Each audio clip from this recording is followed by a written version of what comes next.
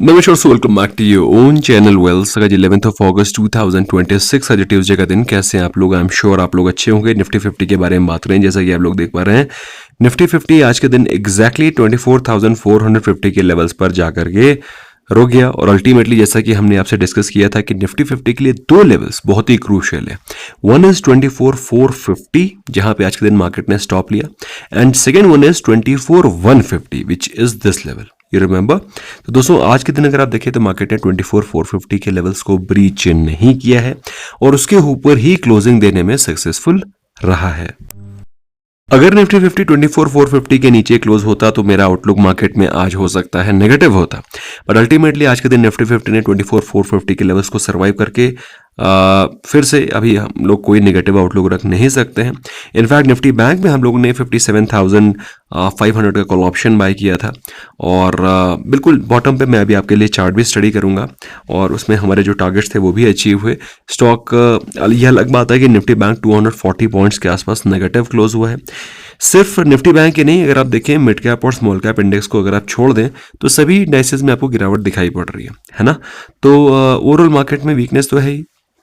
वहीं global markets के बारे में बात करें तो ग्लोबल मार्केट्स में अगर आप देखें तो गिफ्ट निफ्टी अभी 24,566 पर ट्रेड कर रहा है। तो हालांकि मार्केट में वीकनेस है, लेकिन जब तक अपने क्रूशियल लेवल को ब्रीच नहीं करेगा, how can we take negative trade और make negative view? I hope you are understanding what I am telling you. तो एक डिसिप्लिन जरूरी है, एक लेवल जरूरी है जिसके नीचे ब्रीच करने के बाद हम लोग अपना व्यू नेगेटिव क्रिएट कर सकते हैं। फिलहाल ग्लोबल मार्केट्स के बारे में बात करें तो कहीं पर भी ऐसा कई सारे लोगों को लग रहा है कि अपने इंडियन मार्केट्स में मोमेंटम नहीं है, इंडियन मार्केट्स में ज़्यादा मूवमेंट नहीं हो रहा है। तो सो ग्लोबल मार्केट्स में कहाँ हो रहा है? यूरोपियन मार्केट्स फ्लैट पड़ी हैं। डाउ जोन्स का फ्यूचर अगर आप देखें मात्र 40-43 पॉइंट्स के आसपास ही पॉजिटिव है। गिफ्ट निफ्टी को अगर आप देखें तो वो माइल्डली पॉजिटिव ही ट्रेड कर रहा है। तो वो गिफ्ट निफ्टी को अगर आप देखें तो 24,566 पर चल रहा है, जो कि हमारे in line with our view है, इजंट इट? आज के दिन मिड कैप और स्मॉल कैप इंडेक्स के बारे में बात करें तो कुछ स्टॉक्स में हमको एक अच्छा पोटेंशियल दिखाई पड़ रहा था। फॉर एग्जांपल ग्लैंड फार्मा में मुझे आज अच्छा मूव दिखाई पड़ रहा था सेकंड हाफ में, बट मैंने पिक इसको इसलिए नहीं किया क्योंकि बहुत स्ट्रॉन्ग मोमेंटम नहीं था। पॉजिटिव मोमेंटम जरूर था बट बहुत स्ट्रॉन्ग दिखाई नहीं पड़ रहा था। बट ग्लैंड का चार्ट मैं आपके लिए स्टडी करूंगा। It has lot of potential still left. MRPL fin cable was 14% up, Chennai petroleum was 15% up. Losers में ट्राई टर्बाइन 6% डाउन था। वीक रिजल्ट्स पोस्ट किए थे कंपनी ने। KC इंटरनेशनल 5% डाउन, बलरामपुर चीनी 4% डाउन, ABFRL, एस, ये सारे के सारे टॉप लूजर्स थे। आज के दिन EID पैरी में बड़ी बाइंग की न्यूज़ थी। आई एम श्योर आप लोगों ने EID पैरी को स्टडी किया होगा। अदरवाइज अगर आप मिस कर गए हैं तो do not worry, I will cover it for you. फिलहाल लास्ट एक हफ्ते के बारे में बात करें तो सेफायर 25% ऊपर, और सेफायर में हमने आपको स्टडी करके भी चार्ट भी स्टडी किया था आपके लिए, यू मस्ट स्टडी इट। इसमें पोटेंशियल अच्छा है। Devyani was 22% up. Fin cables, Ather energy, Neuland, ये सारे के सारे गेनर्स हैं। लूजर्स में मैप में इंडिया अभी भी बना हुआ है। Jain recycling, FSL, blue star, PFC, ये सारे के सारे लास्ट एक हफ्ते के टॉप अंडर परफॉर्मर्स हैं। और जो लोग मार्केट में परेशान हो रहे हैं कि मार्केट में ट्रेड नहीं निकल पा रहा है, ट्रेड नहीं आप निकाल पा रहे हैं और किस लेवल पर एंटर करें ये आप कंफ्यूज हैं, तो आप लोगों के लिए ही 15 अगस्त पे हम लोग स्मार्ट मनी कॉन्सेप्ट का कोर्स लेकर के आ रहे हैं। बहुत ही ज़बरदस्त कोर्स है और उसमें कुछ वीडियोस हम लोग ने ऑलरेडी अपलोड कर दिए हैं और दे will be made live on 15। तो कुछ वीडियोस हम लोग बाद में ऐड करेंगे as a live sessions. So do not miss out. बहुत ही ज़बरदस्त वो सेशन होने वाले हैं। 9 ट्रेडिंग स्ट्रेटजीज के बारे में हम लोग ने बात करी है और ऐसे नहीं जो कि आप लोग YouTube पे देखते होंगे आदमी कुछ भी कचरा फेंक रहा है, लेकिन they will be actually making sense to you and you will be realizing कि यही मिस्टेक्स आपसे जनरली हो जाती हैं और जिसकी वजह से आप या तो सही में एंटर नहीं कर पाते हैं या फिर जब आप एंटर करते हैं तो उसके बाद रिवर्सल हो जाता है। टॉप गेनर्स के बारे में बात रहे, डॉक्टर रेड्डीज 4% अप था आज के दिन। निफ्टी 50 के बारे में बात रहे तो eternal 2.5%, TCS, Titan, Infosys top gainers है। लूजर्स में टाटा कंज्यूमर्स 2.5% डाउन है। Max health, Nestle, UltraTech cement, Apollo hospital, ये सारे के सारे लास्ट एक हफ्ते के टॉप लूजर्स हैं। दोस्तों ये समय कॉन्ट्रा ट्रेड का है। जो मार्केट में जो रूल्स है ना, मार्केट में जो रूल्स हैं, मार्केट में जो स्ट्रैटेजीज हैं वो चेंज होती हैं। जनरली क्या होता है कि जब सभी लोगों को पता चल जाता है कि भाई ये लेवल है, कप है और हैंडल है, ये ब्रेकआउट होगा। तो जनरली क्या होता है, जब लोगों को लगता है कि कप एंड हैंडल बन गया है तो यहाँ से ब्रेकआउट होगा तो ये सीधे ऊपर ही जाएगा, बट एक्चुअली में ऐसा नहीं होता है। एक्चुअली में वहाँ से ऊपर जाकर के वो नीचे रिवर्स कर जाता है।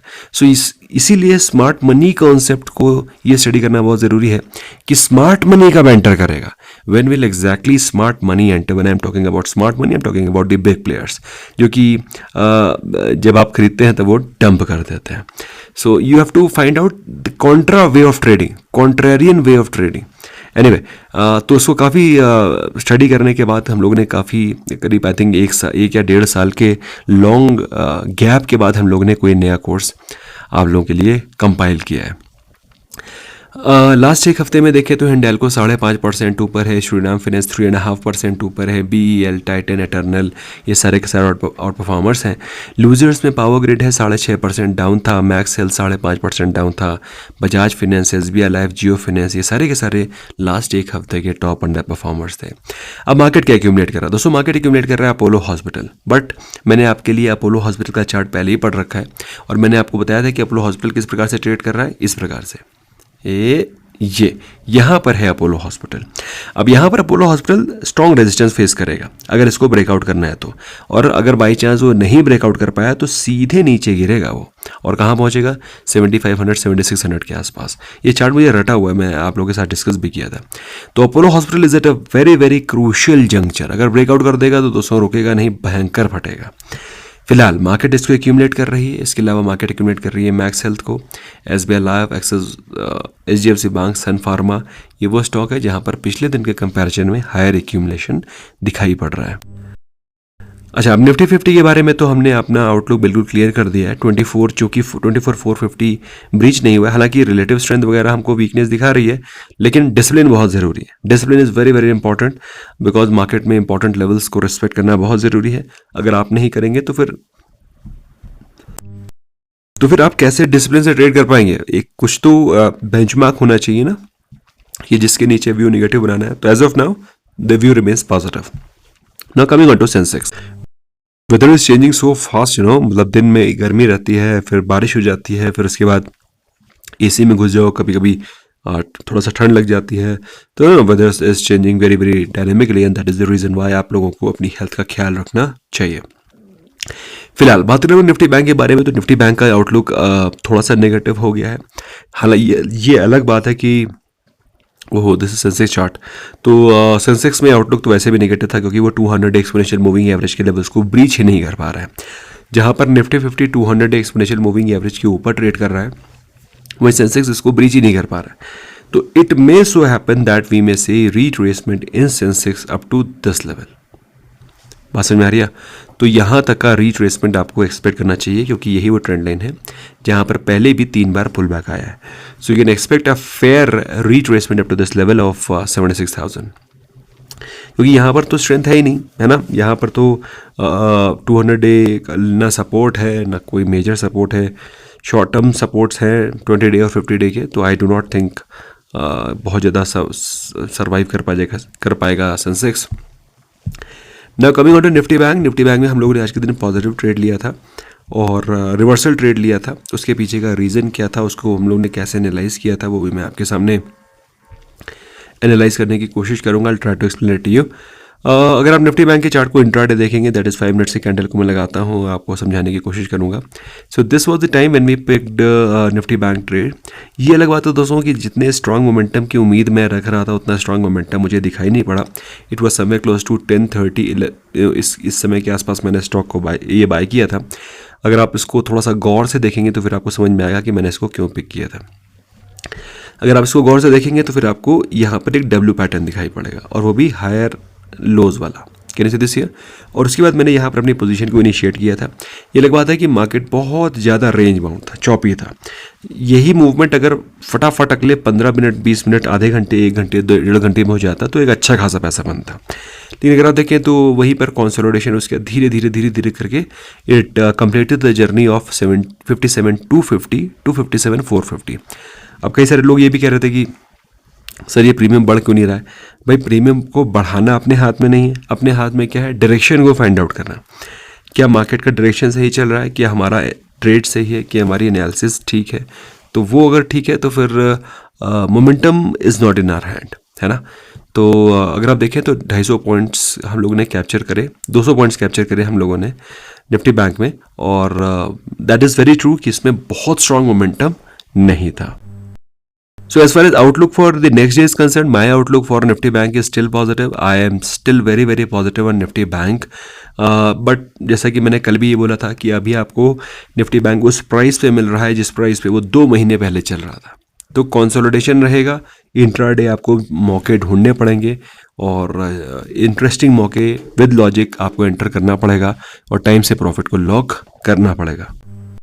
अच्छा, अगर हम लोग बात करें आज के FII डेटा के बारे में, सो अभी बज रहा है ऑलमोस्ट 6 o'clock हो गया है, 5:55, बट अभी डेटा अपडेट नहीं हुआ है. So since it is not updated, so will keep you updated once ये चेंज हो जाएगा. अदरवाइज मॉर्निंग अपडेट में तो हमने डिस्कस करना ही करना है. दोस्तों कुछ चार्ट्स हैं जो कि मैं आपके लिए स्टडी करना चाहता हूं क्योंकि उनमें मुझे अच्छा पोटेंशियल दिखाई पड़ रहा है. One among them is Gland, as I told you. Gland pharma में मैं इंट्राडे भी पिक करना चाह रहा था उसको, बट उसका मोमेंटम कुछ मुझे थोड़ा सा गड़बड़ होता हुआ दिखाई पड़ा, इसलिए मैंने इसको पिक नहीं किया. अदरवाइज अगर आप देखें तो मोमेंटम वॉज स्टिल स्ट्रॉन्ग. अगर आप देखें दिस इज़ द टाइम जब उसने पूरा का पूरा रिट्रेसमेंट दिखाया from the levels of almost 3,000 से सीधे 2840 के लोज लगाए थे. एक अच्छा खासा करेक्शन शो किया, उसके बाद इसने फिर से रिवर्सल लेना शुरू किया एंड अल्टीमेटली क्लोजिंग दिए 2930 के आसपास. Overall chart was very positive, very strong. और नंबर 1. नंबर 2, इसमें एक छोटा सा गैप आज बन गया है. हो सकता है स्टॉक थोड़ा सा रिट्रेस करके इस गैप को फिल करने को आए. अगर इसको फिल कर देता है, it has lots of potential. Stock यहाँ से अच्छी खासी अपसाइड देने को तैयार है क्योंकि CDMO बिजनेस फार्मा सेक्टर का बहुत आउट परफॉर्म कर रहा है. जिनको लग रहा है कि स्टॉक बहुत भाग गया है, दोस्तों लेट मी टेल यू, ये स्टॉक का जो हाई है वो है ऑलमोस्ट 4400 का. बट अगेन ये कोविड का हाई है. कोविड के समय पर तो सभी के सभी भाग रहे थे pharma stock. But let me tell you, this stock has lot of potential और अभी भी स्टॉक इसे चलना शुरू ही हुआ है. स्टॉक ने इन्वर्टेड हेड शोल्डर का जो पैटर्न है ब्रेकआउट कर दिया है और यहाँ से ब्रॉडली अगर आप पकड़ के चलें तो करीब करीब 3200 इज़ द फर्स्ट टारगेट जो कि मैं देख रहा हूँ. 3200 अगर ब्रेकआउट कर जाता है उसके 36,400 स्काई इज द लिमिट. तो मेरे हिसाब से इस स्टॉक पे आपकी नज़रें होनी चाहिए. इसके अलावा आपकी नज़रें फिन केबल पे भी होनी चाहिए क्योंकि अगर आप फिन केबल को देखें तो इंट्राडे प्राइस एक्शन तो स्ट्रॉन्ग उतना ज़्यादा नहीं था, लेकिन स्टॉक ने करीब 1 बजे के आसपास भयंकर एक्यूमुलेशन शो किया है.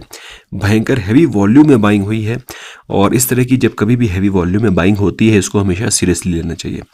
दैट इज़ वेरी ट्रू कि थोड़ा मोड़ा अगर रिट्रेस करके नीचे के लेवल पे मिल जाता है तो क्या कहने, बट स्टॉक में बहुत स्ट्रॉन्ग और एग्रेसिव मोमेंटम था.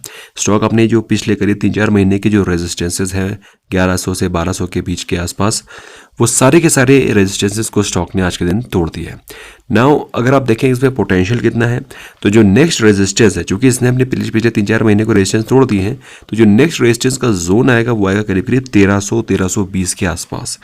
सो कोई मेजर रेजिस्टेंस अभी है नहीं. स्टॉक चल रहा है 1200, तो सीधे सीधे 10% की अपसाइड तो ये दिख रही है. And there after of course stock can consolidate. इसको ब्रेकआउट करता है तो उसके बाद stock will be ready for rounding bottom completion, क्योंकि स्टॉक को 1600 के ऊपर लेके जा सकता है. तो इस स्टॉक पे भी आपकी नज़रें होनी चाहिए. सफायर के चार्ट को मैंने पहले भी स्टडी किया है और दोस्तों ये मैंने तब स्टडी किया था जब इसमें मॉर्निंग अपडेट में हमने डिस्कस किया था कि इसमें हैवी एक्यूमुलेशन चल रहा है. स्टॉक अभी भी स्ट्रॉन्ग मोमेंटम में है. जिनको लग रहा है स्टॉक बहुत भाग गया है, let me tell you, stock ने अभी 3 दिन पहले ही 200 डे एक्सपोनेंशियल मूविंग एवरेज के लेवल्स को ब्रीच किया है. तो बहुत ज़्यादा रनअप नहीं किया. Stock has long way to go और जो मेजर रेजिस्टेंस है वो आएगा करीब 280 के आसपास. अभी स्टॉक 235 के आसपास ही चल रहा है. अगर आप देखें तो 280 के ऊपर भी रेजिस्टेंसेस है, 280, 300, 320, 325. तो उसके बाद ये जो जोन है ये रेजिस्टेंस वाला है. यहाँ से यहाँ तक का रेजिस्टेंस बहुत मिनिमल है, तो we should be expecting 280 to come any sooner. इसके अलावा मॉर्निंग अपडेट में हमने डिस्कस किया था कि SBI म्यूचुअल फंड ने EID पैरी में फ्रेश एक्यूमुलेशन किया है. ये अलग बात है कि EID पैरी अभी भी स्ट्रेंथ दिखा नहीं रहा है, तो we should be waiting for EID Parry to break this 200 day exponential moving average level, जो कि मोटा मोटा अगर आप पकड़ के चले तो 850 के आसपास का लेवल है. तो अभी तो ये हमको थोड़ा सा वीक ही साइन दिखा रहा है। हालांकि एसबीआई म्यूचुअल फंड ने इसको एक्वायर किया है, but that does not mean कि हम इसमें जंप कर जाएंगे जब तक कि हमें स्ट्रेंथ दिखाई नहीं पड़ती। So we will stay away from this for short term as of now. ठीक है, अब बात करते हैं दोस्तों कुछ इंपॉर्टेंट रिजल्ट्स की जो कि आज के दिन आए हैं। अच्छे रिजल्ट्स भी और ख़राब के रिजल्ट्स भी। अच्छे रिजल्ट्स में दोस्तों आज के दिन बड़े बढ़िया रिजल्ट आए हैं RHI मैग्नेसिटा के। RHIM, रहना है तेरे दिल में टाइप, RSTDM टाइप। RHIM में अगर हम लोग बात करें तो जो नेट प्रॉफिट है पिछले साल के कंपैरिजन में 83% राइज किया है और पिछले क्वार्टर के कंपैरिजन में 112%। आप समझ पा रहे हैं? तो अगर आप पिछले साल से कंपेयर करें, दैट इज़ जून जुलाई में 25 में स्टॉक कहाँ चल रहा था, तो जून जुलाई 25 में स्टॉक चल रहा था समवेयर क्लोज टू 500 प्लस। अभी स्टॉक चल रहा है 414। मतलब पिछले साल के कंपैरिजन में प्रॉफिट 83% ऊपर है, लेकिन स्टॉक अराउंड 20% डाउन। वहीं पिछले क्वार्टर के कंपैरिजन में प्रॉफिट्स आर अप 112%, मतलब डबल हो गए। और पिछले क्वार्टर के कंपैरिजन में हालांकि स्टॉक थोड़ा सा ऊपर गया है, but I personally feel the stock has a long way to go. तो इस स्टॉक को आप स्टडी करिए। रेवेन्यू में 6% का इजाफा है, क्वार्टर ऑन क्वार्टर 9% का इजाफा है। मार्जिन्स जो पिछले साल मात्र 10.5% के थे, 10.6% टू बी स्पेसिफिक, वो बढ़ करके भी 13.6% हो गया। 30% का जंप है मार्जिन्स में। पिछले क्वार्टर में मार्जिन्स थे 9.4%। तो यहाँ पर तो सीधे सीधे 40% का जंप हमको मार्जिन्स में दिखाई पड़ रहा है और वही प्रॉफिटेबिलिटी में भी रिफ्लेक्ट हो रहा है। Overall nice results. इसके अलावा you can keep an I on siemens के रिजल्ट बहुत ही प्यारे आए हैं। तो सीमेंस के साथ साथ हमें EBV पे भी नज़र रखना पड़ेगा क्योंकि ये भी सिमिलर इंडस्ट्री है। और मेरा आउटलुक सीमेंस को लेकर के पॉजिटिव रहा है। It's been almost 15 days. हालांकि लास्ट 15 डेज में स्टॉक बहुत भागा नहीं है, बट मेरा आउटलुक सीमेंस को लेकर के पॉजिटिव है। Those people who are associated with us, हम लोग ने इसको अराउंड 10 दिन पहले रिकमेंड भी किया था। पिछले साल के कंपैरिजन में जो प्रॉफिट है वो 4 गुना बढ़ा है, 4x। पिछले क्वार्टर के कंपैरिजन में जो प्रॉफिट है वो 4.8 टाइम्स बढ़ा है, परसेंट नहीं टाइम्स, गुना। रेवेन्यू के बारे में बात करें, पिछले क्वार्टर के कंपैरिजन में 2% ऊपर है और पिछले साल के कंपैरिजन में 15% था। सबसे इंपॉर्टेंट चीज़ ये दोस्तों कि मार्जिन्स कंपनी ने इंटैक्ट रखी है, लेकिन मार्जिन्स पिछले साल तो थी करीब 12.5% की, 12.6%, क्योंकि ड्रॉप होकर के अभी फ़िलहाल 9.1% आई है। तो मार्जिन में फ़िलहाल अभी हमको प्रेशर दिखाई पड़ रहा है, ड्रॉप दिखाई पड़ रहा है। तो may be this is one odd event जो कि स्टॉक के रिजल्ट्स में फैक्टर इन हुआ है ना। कोई एसेट सेल को फैक्टर इन करके प्रॉफिट ज़्यादा दिख रहा है। बट कीपिंग दैट असाइड, अगर हम लोग स्टॉक के चार्ट को स्टडी करें तो स्टॉक का चार्ट अभी बहुत पॉजिटिव दिखाई पड़ रहा है। स्टॉक का जो अप्रैल मई के महीने का जो रेजिस्टेंस था, which is somewhere close to 3900, उसको भी स्टॉक ने ब्रीच कर दिया है। और देखो, दो चीज़ें होती हैं, एक होता है ब्रीच करना और एक होता है ब्रेक होकर के रीट्रेस कर लेना। तो पूरा का पूरा प्राइस एक्शन कंप्लीट हो गया है। ठीक है, तो अगर आप देखें, सो दिस वाज द रेजिस्टेंस जो कि स्टॉक फेस कर रहा था। ब्रेकआउट दे करके रीट्रेस करके स्टॉक फिर से फ्रेश अपसाइड के लिए तैयार है। My outlook in the stock is very very positive. The question comes कि कितना और अपसाइड की उम्मीद रखनी चाहिए। पहला जो टारगेट होना चाहिए आपकी नज़रों में वो होना चाहिए समवेयर क्लोज टू 4400। तो 4400 के टारगेट सबसे पहले टारगेट होने चाहिए, जो कि आज की क्लोजिंग 4000 से सीधे सीधे 10% की अपसाइड शो कर रहा है। तो दोस्तों, ये वो इंपॉर्टेंट रिजल्ट्स थे जहाँ पर आपकी नज़रें होनी चाहिए, जहाँ पर रिजल्ट्स अच्छे आए हैं। ख़राब रिजल्ट्स के बारे में बात करें तो कुछ रिजल्ट्स ख़राब भी आए हैं। फॉर एग्जांपल JSW ड्यूलेक्स, जहाँ एशियन पेंट्स ने अच्छे रिजल्ट्स पोस्ट करें। Most of the companies, Berger paints ने अच्छे रिजल्ट्स पोस्ट करे। JSW ड्यूलेक्स के रिजल्ट्स ज़्यादा अच्छे नहीं आए हैं। स्टॉक के परफॉर्मेंस के बारे में बात करें तो पिछले क्वार्टर के कंपैरिजन में प्रॉफिट 37% डाउन है और पिछले साल के कंपैरिजन में 12% डाउन है प्रॉफिट। रेवेन्यू पिछले साल के कंपैरिजन में 3% डाउन है और पिछले क्वार्टर के कंपैरिजन में 9% अप है। तो रेवेन्यू बढ़ा है, उसके बावजूद भी रेवेन्यू बढ़ा है 9% पिछले क्वार्टर के कंपैरिजन में, लेकिन पिछले क्वार्टर के कंपैरिजन में प्रॉफिट 37% डाउन है। तो this is something which is not very good. और अगर आप पूछें कि रेवेन्यू बढ़ा है, प्रॉफिट क्यों ड्रॉप कर गया, उसके पीछे का रीज़न क्या हो सकता है, उसके पीछे का रीज़न है मार्जिन्स। पिछले क्वार्टर में जहाँ कंपनी के मार्जिन थे 14.4%, जो कि अभी आए हैं 11.9%। इनफैक्ट पिछले साल मार्जिन 13.5% थे। तो रिजल्ट सर ओके मतलब बहुत अच्छे नहीं है तो बहुत ख़राब भी नहीं है, अच्छे तो बिल्कुल भी नहीं है। स्टॉक के बारे में बात करें तो स्टॉक आपको उस प्राइस से मिल रहा है जिस प्राइस पे स्टॉक 2024 के जुलाई अगस्त में चल रहा था, मतलब 2 साल पहले के प्राइस पे स्टॉक मिल रहा है। बट मुझे इससे बेहतरीन ऑप्शन एशियन पेंट्स लगता है, अपना प्यारा एशियन पेंट्स। एशियन पेंट्स पे आपकी नज़रें होनी चाहिए अगर वो गिरता है तो, क्योंकि देखो ऐसा है, एशियन पेंट्स ने आपको बहुत अच्छे मौके दिए थे। मार्च के समय पर स्टॉक 2200 रुपये के 2300 रुपये के आसपास मिल रहा था। हम लोगों ने खूब कहा आप लोगों से ले लो, लेकिन वो हर आदमी को समझ में नहीं आती ना बात। तो जिन लोगों ने लिया है मुझे कमेंट सेक्शन में पक्का बताइएगा दोस्तों। ये इसका एक बहुत ही स्ट्रॉन्ग सपोर्ट भी था। स्टॉक फिर से अपने एक मीडियन जो इसका लेवल है 2700 वहाँ पर आ गया है, तो मैं बहुत जल्दी इसमें गिरावट की उम्मीद नहीं रख रहा हूँ। तो अगर आपको लगता है स्टॉक 2200 रुपये पे बहुत जल्दी चला जाएगा, you are highly mistaken. I do not expect the stock to fall 2200 any sooner. May consolidate, may be 100-200 point नीचे जा सकता है, बट 2200 एटलीस्ट अगले आने वाले 6-8 महीने साल में तो मैं नहीं देख रहा हूँ। तो 2200 भूल जाइए, धीरे धीरे करके यहाँ पर एक्यूमुलेट करना शुरू करिए। इंडिया की बेस्ट पेंट कंपनी है, 50% से ज़्यादा का मार्केट शेयर है। आप किसी से भी पूछेंगे पेंट कौन सा कराना है, आपके आदमी के मुंह से निकलेगा Asian paints. That is all from my side friends. Don't miss the opportunity of SMC का जो कोर्स है उसको 15 अगस्त को हम लोग लॉन्च करेंगे। Do not miss out. बाकी if you want to trade with us, हमारे मेंबर बनना चाहते हैं, link are in description. Make use of them. Bye bye for now.